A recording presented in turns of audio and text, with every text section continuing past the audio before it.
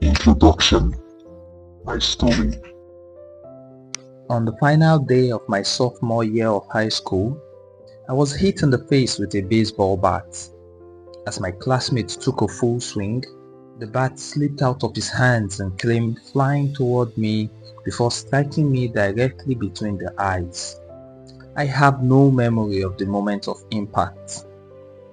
The bat smashed into my face with such force that it crushed my nose into a distorted U shape. The collision sent the soft tissue of my brain slamming into the inside of my skull. Immediately, a wave of swelling surged throughout my head. In a fraction of a second, I had a broken nose, multiple skull fractures, and 2 shattered eye sockets. When I opened my eyes, I saw people staring at me and running over to help. I looked down and noticed spots of red on my clothes. One of my classmates took the shirt off his back and handed it to me. I used it to plug the stream of blood rushing from my broken nose. Shocked and confused, I was unaware of how seriously I had been injured. My teacher looped his arm around my shoulder and we began the long walk to the nurse's office, across the field, down the hill, and back into school. Random hands touched my sides, holding me upright. We took our time and walked slowly. Nobody realized that every minute mattered. When we arrived at the nurse's office, she asked me a series of questions. "What year is it?" 1998, I answered. It was actually 2002. "Who is the President of the United States?" "Bill Clinton," I said. The correct answer was George W. Bush. "What is your mom's name?" I stalled. 10 seconds passed. "Patty," I said casually, ignoring the fact that it had taken me 10 seconds to remember my own mother's name. That is the last question I remember.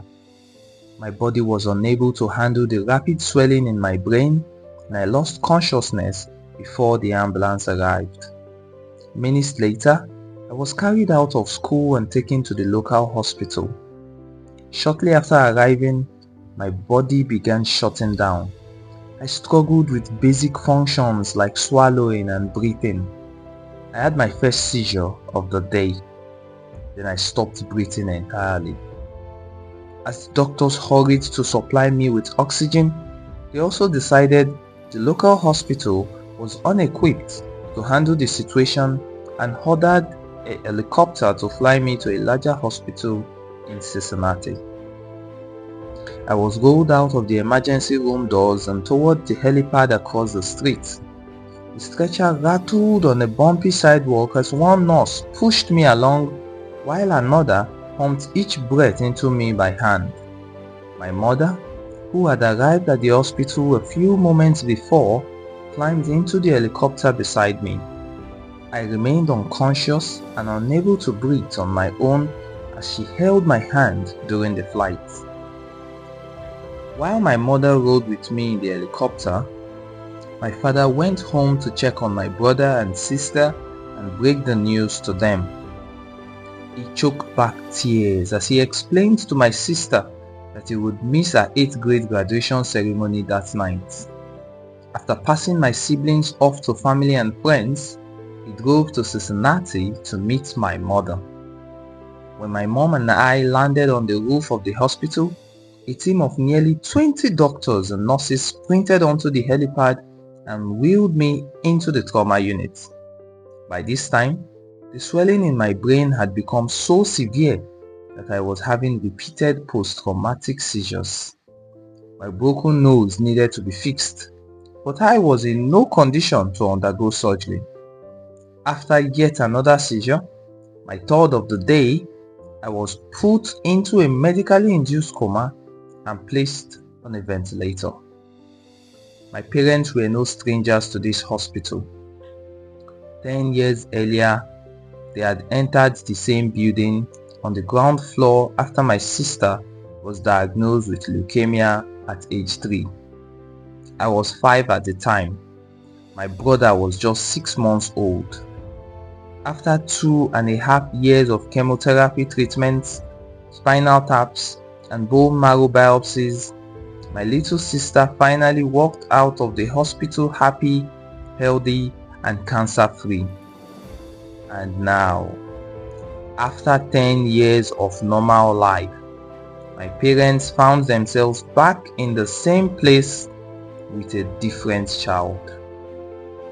While I slipped into a coma, the hospital sent a priest and a social worker to comfort my parents. It was the same priest who had met with them a decade earlier on the evening they found out my sister had cancer. As day faded into night, a series of machines kept me alive. My parents slept restlessly on a hospital mattress.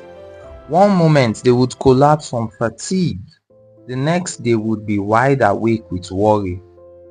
My mother would tell me later, "It was one of the worst nights I've ever had."